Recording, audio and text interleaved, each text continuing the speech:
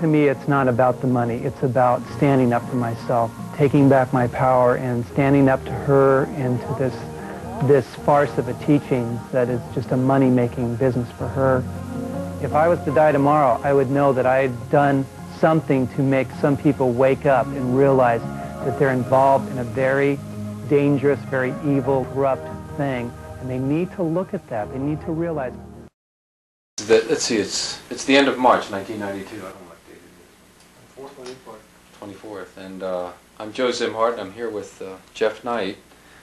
And we're here to discuss a little bit about Jeff's experience with the Ramtha organization, which he was intimately involved with in more ways than one. So let's go back to, when did you begin your involvement? What year was that when you first encountered? That was in 1980. In 1980? Yeah, spring of 1980. Yeah. I just wanted to briefly go over that. What happened? Describe your first impression of who Ramtha was. How were you introduced to it, and the first meeting with Jay-Z? She called me in regards to my horse business and invited me to a seminar that was being held in the Beverly Hills area. So I went to the event that she was having there as a guest of hers. First offer, I was like, I don't have any real interest in this, but I was looking to sell horses, so I thought, well, I'll go and see what this is all about. And when I got to the event, she came in after I got there, arrived a little bit late, and walked right over to me and introduced herself and said, you're Jeff Knight. Said, yeah, and she obviously knew who I was because she had seen my picture in an ad that she had got my phone number from, and she was real attentive to me at that event. And then she proceeded to talk about the Ram to the whole audience, and then did her little intro prior to the Dialogue 1 that I was attending, the beginner event at that time. And then the Ram was channeled 2 different times through the course of the day. And when he talked to me, after the first section of when he talked to me, Jay-Z proceeded to interpret what he had said to me about going over the mountain, and in this lifetime, in my past lifetimes I had not gone over the mountain and left the security of the family and all those things that are secure in the knowingness of what you're familiar with, and in this lifetime I would achieve that and would find ultimate happiness. And after he left the body and she came into the room to kind of mingle with the people, she came over to me and interpreted for me what that meant, that I would someday leave my family and go to an unfamiliar place and do great things. Where was this again? This was in California. California, okay. Yeah. And how many people were at that dialogue? Maybe 15 to 20 people. So it's a small group. Yeah. Any of the more famous people that would hang around her at that point? Or were they just... It was held at Richard Chamberlain's house, and he attended for just a real short time in the 80s, early 80s, but other than that, I can't remember any other person. Was Anne Marie there then? No, Anne Marie met the Ram that following the end of the year of 1980, I guess, is when she actually met the Ram. So you actually were there sort of in the beginnings of the movement itself as such, because... And was that your first experience of spirit being channeled by someone? Really? For me it was, yeah. So you had nothing really to compare it to? No, interesting. nothing to compare it to. And I was pretty awestruck. After the day's event, I went home and I was really starry-eyed and, felt like, that it felt real right to me, and, the things he was saying had felt so right and hit home. And just was real awestruck by him, by Jay-Z, and the whole phenomena. Wow. And was, wishing that I could, spend more time with her to get to know more about what this was all about. Now, was she married at the time? She was married at the time. time. To Burnett, right. Okay. And then at some point you were told, apparently, that you were the soulmate of Jay-Z, and that was an important event. Was that? Was a personal event. I had moved up here by that time by the request of Jay-Z to come up here and train horses and give that a try, give my horse training business a try up here. And her as well as the Ram, assured me that I would do really well up here. So I moved up here, and then shortly thereafter, found out she had a little more interest than just a business with me, and so she told me of her feelings, and then through the confusion of that, because at that time I really didn't feel the same way. I respected her wedding vows with her husband and was trying to be,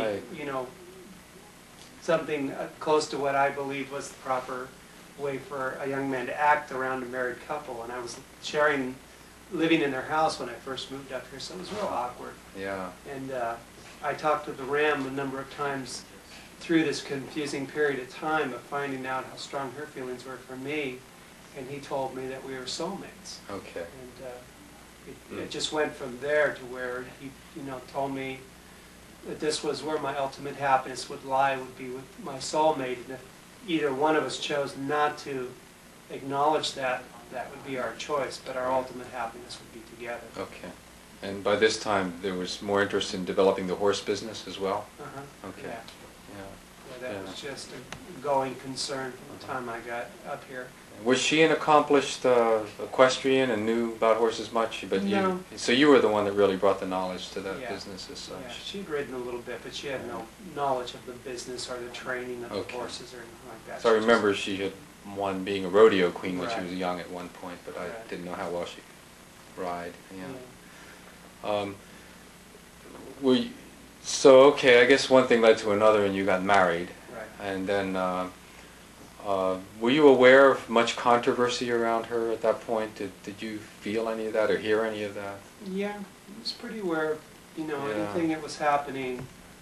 It was pretty, I was, made aware of anything like that with controversy or the media, any articles that were going to be written on her or were written on her. I was kept pretty abreast of that. Okay, so you had some awareness. Yeah. And then, I know I'm skipping a lot here, but I don't want to take a whole lot of time with this short conversation, but just some things that stick in my mind because I began to follow the organization in 1984-85. That's when I first heard about it. And of course, Shirley MacLaine was around. Did you get to know her at all? I know she purchased one of the horses at least. And yeah, she was a real close friend of Jay-Z and mine. From the time she first met the Ram, and the Ram had told her that she was his brother, Ramtha's brother in his lifetime. Right, 35,000 years ago. And I read Shirley's book, so I'm aware of that story. So they were, they were real close, Ramtha and her, and then Jay-Z and I had a real good friendship with her for a couple of years, and then something happened between Shirley and Jay-Z that to this day I'm not really clear on, other than I think Shirley decided to start running her own seminars, and that was really threatening to Jay-Z and her business because a lot of the people in teachings were very aware of Shirley MacLaine. Okay, yeah, and when she started to do her own seminars, a lot of them were naturally going to probably attend both. Yeah. So it was threatening to Jay-Z's income, I think, to look back on it now. Or prestige, perhaps. But now, the 2020 team began to nose around on this thing, and I remember because they came to my house and interviewed me when they did that show, or before they did it. Dave Doss was there, and what's his name, the reporter, tall guy. Yeah. Anyway, I'll come to me later. Was that were you aware of all that going on? Yeah. Did they interview you at all? Or? No, they didn't interview me, but I was right there in our house when they were interviewing Jay-Z. Okay, I was wondering about that. It was very upsetting to me because I felt like a lot of it was going to end up on the editing floor. Sure. And, there was. Well, I ended up all on the editing floor. They didn't put me in. Yeah. I helped them put some of the program together. There's some of these things take lengthy justifications, like different things the Ram asked people to invest in and things like that. If they didn't hear the whole story, I didn't think they'd get the gist of what I believed was the answers they had given us at that time to why things went awry and the horse business and stuff like that. But You know, now that I look back on it, I realize there's no way to justify it when you use 10 words or 200 words. Okay, so do you feel now, looking back at, say, that 2020 report, that they were fairly accurate, or do you think they were sensational? Well, I'm sure there's an element of sensationalism, but I think there's a lot of accuracy to what they were saying, too. There was a lady on that program that was a good friend of my wife's and mine, Athena Pattengill, who was a Ramtha devotee. He lived in Santa Fe, and she has passed away from throat cancer a couple of years ago. But she was devoted to the end of her life, and she was also a channeler herself, though. And how did Jay-Z respond to other people that channeled entities at all? Not well. Not well. I don't think she did not, acknowledge that anybody was a true channel or was, doing anything but maybe channeling another part of their alter ego or, some other facet of themselves, but never gave a lot of credence to other channels. Interesting, because the Ram, of course, is claimed to be part of the Great White Brotherhood. Right. And there was the Church I Am, and that was dissolved in 1984-85, I think. Right. The Great White Brotherhood has always been this group of ascended spirits or masters throughout our modern history, and there's been many people channeling one or other of these members. Did Jay-Z acknowledge past channelers that had done that sort of activity? Yes, she acknowledged Casey and Casey. Madam Blavatsky? Blavatsky, right. Yeah. And, you need to read the book about Blavatsky that I recommend. That'd be interesting. No, those were the only ones I can think of right off the top of my head. I'm sure there's a few others, but not current day channelers. Did Jay-Z read much of the old theosophical texts or books? Were you aware of books that she would read that later would come out in sort of dictations? Do you remember any of those in particular? Not in particular. There was the Nostradamus books, and I know she was aware of them and looked into them. I don't know that she read them thoroughly. I see. I was never an avid reader myself, so whenever reading came up, I always kind of ran the other way because I didn't want her to try to push it on me that I needed to read this. Yeah. And so I never paid as much attention in those earlier years as I did after our separation and ultimate divorce. When there was actual recommended reading, and I started to become much more aware of some of the books that she, in the last couple of years, has recommended. But there is, a number of books that she did read. I know she was an avid reader. Okay. That's. Yeah, so she's picking up a lot of information. Yeah. She'd point out little paragraphs or this or that to me that something maybe backed up something the Ram said or whatnot, but I didn't actually catch titles or authors or anything like that. Yeah, that's a fascinating whole enterprise that she's gotten into, obviously. And I guess there's some fun parts to it. Did you have fun together? I mean, was there that part of the life, or was it all serious Ram teachings? No, we had our fun. I think when we were away from the teachings and just having our leisure time, we had some fun, traveling with the kids and stuff, doing things. But it was pretty serious when it was the teachings and repetitive for me because I went to so many events. And it was so repetitive of the same things over and over again that it almost made you sleepy to have to sit there, and it was like watching a movie for the 100th time. And I know I could not repeat it verbatim, but I certainly knew I'd heard it before. Okay, I see. A little old. Yeah, it gets kind of old repeating that you are the God within you, and you have to. There was obviously changes that went on in your life. The onset of certain illness, but then the divorce, was that in 1987? It was the separation happened in 88, and then in 1989 the final divorce decree was signed. 89. All right. And you still hung on to the teachings after that for a while? All the way till August of 1991. 1991. Yeah. Wow, that's a long time. Did the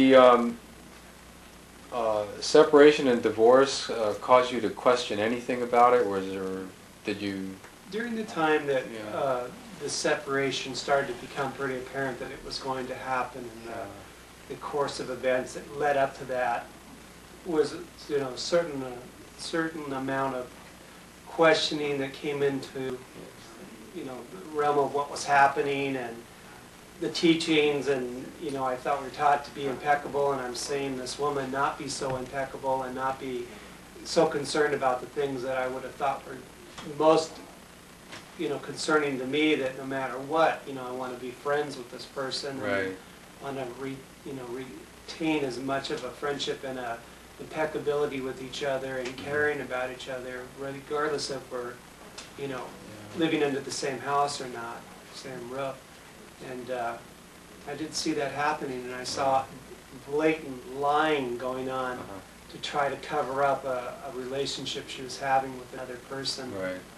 And I couldn't understand why, you know, with all we've been taught, why can't we just be honest with each other? Right. You know, if you're doing this and you're thinking this or feeling this, just tell me. You know, and that's all I really asked, and I could not believe that was happening.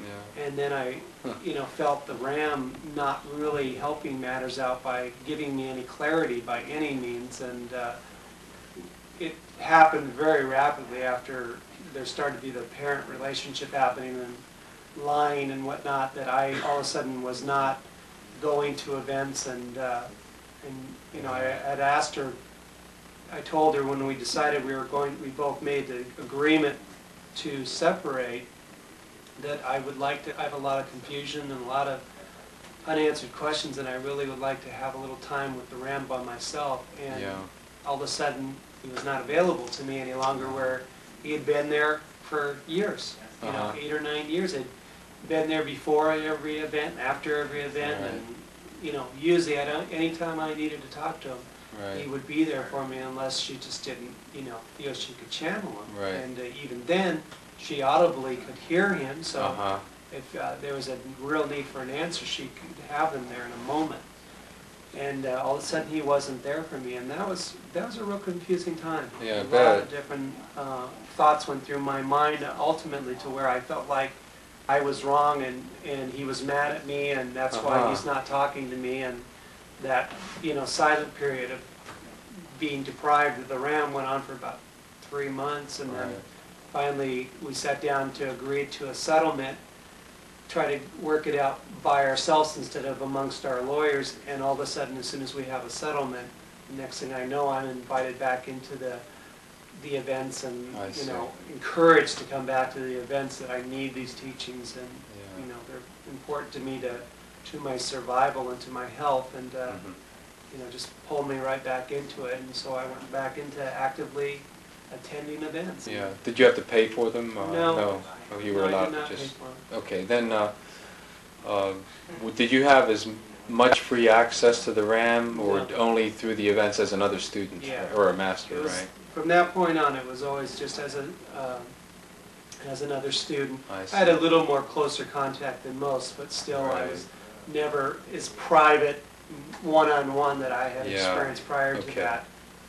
And it seemed like any time that opportunity would have arisen where her boyfriend wasn't going to be able to be there when she was channeling or something, and she would ask somebody else normally to be there when she goes into trance, and when she goes out of trance up in the bedroom of the house or whatever, before she comes down to the room, I would think, well, maybe she's going to ask me to take Joe's place, and no, she'd ask Linda Evans, or she'd ask one of our other close friends, but never asked me. It was like, you know, to look back on it now, it's like she did anything she could to avoid me ever having that opportunity to ask that list of questions that I had that were never answered when I went back to actively attending. I just had to just stuff them under the carpet and figure that they're just not that important. Yeah, or sort them out yourself. Yeah. Okay. Yeah, it must have been let down. The horse business, going back to that, now most of those horses were auctioned off, right? Did it sort of die when you went through the divorce? No, it was something, it was prior to the divorce or even the separation, that we sold off a lot of the offspring, and some of the partnership horses were sold through the sale. There was still a cluster of horses that were kept, about 20 head of horses that were kept, and they were part of the cream of the crop of what we had acquired, but we were trying to cut down to get down to some real manageable numbers, because the industry had collapsed so badly that it was really hard to I see. maintain that many horses and be able to make ends meet and make any money out of it. So we trying to get down to a more manageable number, and also to cut back on our showing and what, you know, active participation we had in the past. We were going to really trim that down. Okay. And then when we went through the separation divorce, it just was just stopped completely. And Yeah. she took that business as well as the Ramtha Dialogue business, and I ended up, you know, on my own to take my little nest egg that I walked away from the marriage with, Right. and try to find my own way in life. Uh-huh. And I get it. Okay. you know, it was a big change. Yeah. That's kind of what that. Yeah. The one thing I heard about the horses was, you know, of course there was the controversy over how they were sold because they were influenced by Ramtha's, designed by Ramtha type of quotation. Right. But was there information given to people that these horses had been with them in a past life or something like that? Is that one of the... Things were alluded to that extent. Oh, More okay. so, to my recollection, was that they were the Ram's horses in his lifetime, Okay. or he would say, "I created this steed to, you know, to be the great steed it's going to see. be in this lifetime." And So if people felt they were with the horse in a past life, that was their own feeling? That yeah, they wasn't told? Okay. I don't remember that, but it's Yeah. very possible I that see. it happened. I mean, there's so much that was said, you know, whether in teachings or in private events that I, you know, first one to admit, I don't remember everything that was said by any Yeah. means. I had so much of my own stuff that I was trying to remember that I Right. don't remember what he was saying to everybody else. But I see. I did have a lot of, you know, worry over some of the ways he was selling the horses and the confidence he put in the horses and their potential and the money they would make, and just things that I, with all the knowledge I had in the horse business, I just could not believe that Okay. the horses were going to be able to live up to that, Yeah. you know, bill of sale. At that least was not all given. of them. No. Yeah, I see. And it turned out that they didn't. Very Yeah. few of them succeeded to the level that he had predicted they would. Okay. And it turned out that the one stallion that was the first stallion that we bought, Damascus, was one that I picked out, and her ex-husband. Yeah. The two of us flew down and saw the horse, and we thought he was a real neat horse, and we Yeah. bought him.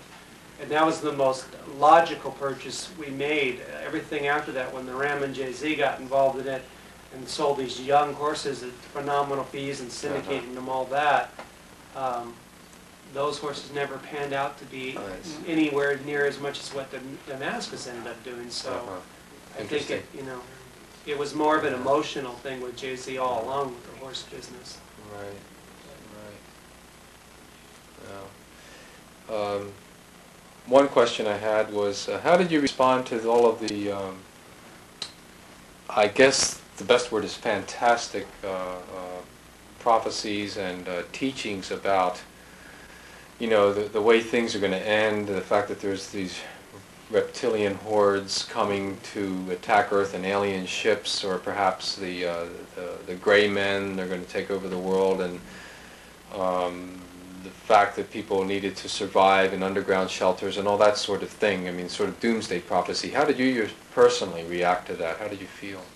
I was pretty shook up by it all. Yeah? You know, it was very shocking to me to find out all these things existed out there that was not something that a normal human being would know about. Right. And not having any extraterrestrial experiences Right. with entities from another planet, ever seen any true UFOs or anything. I just could not believe that if there was other forms of life, that they were as bad as they were being I made out see. to be. But at that time I was being told it, so I thought, well, Right. it must be true, and I need to do what I need to do to prepare for it. But Right. it certainly brought up a lot of fear and, Uh-huh.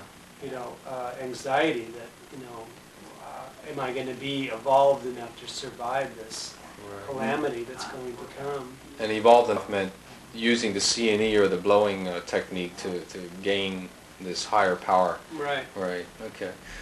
Did you notice that the group as a whole was feeling the same way you did in general? Yeah. Yeah, I think there's a natural hysteria Uh-huh. after a lot of these little either little secrets or tidbits being let out, or Yeah. sometimes there would be more of a grand teaching he might give, and he'd give a handful of things out. Yeah. And, I think everybody was a little bit shook up by it. Right. And it would eventually settle, and people would just say, well, I need to do what I need to do. And obviously the Ram, thinks we can live through this and prepare to live through Right. this. And so if he has faith in us, then we should attempt to do what he says and Right. try to evolve ourselves and dedicate ourselves to these teachings more, to be able to be those chosen few that will survive, the cream that rises to the top, or whatever Right. he used to call us. And this new super consciousness that would Yeah. see into this new age of time where most other people on the planet, he'd say that they weren't going to survive, Right. wouldn't make it. It was that dire. Yeah. Yeah. Uh-huh. And there was a date that was given out in the Tyrant's book, the year 2042 as being a kind of a deadline. Was that significant, or did you just... I don't remember it being that far It's in the off. book. Yeah, Yeah. I don't know.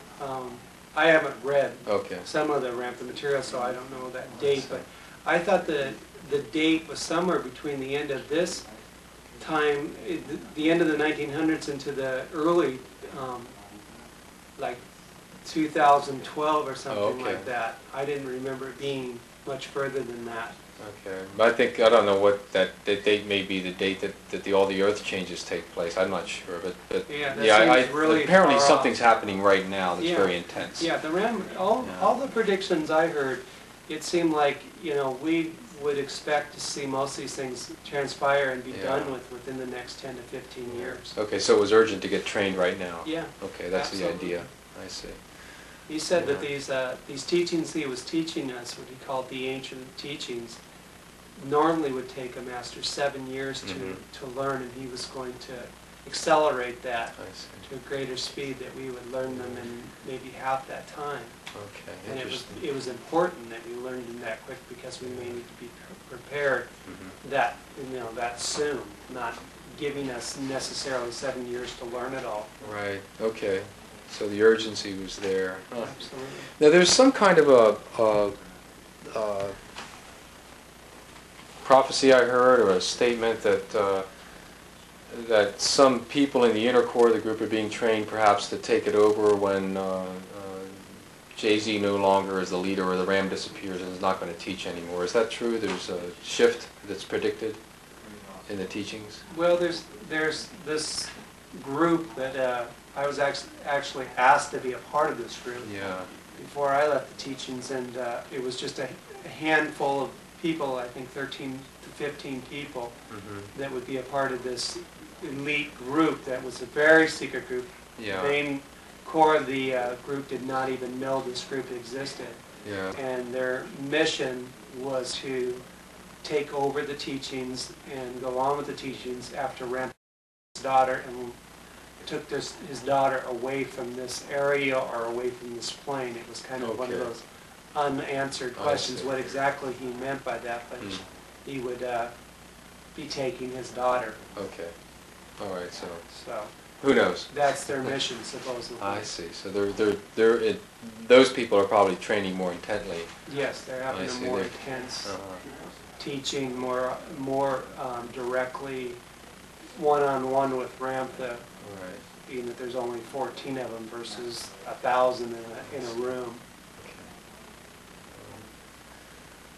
Yeah, I was just trying to shift to another area of this.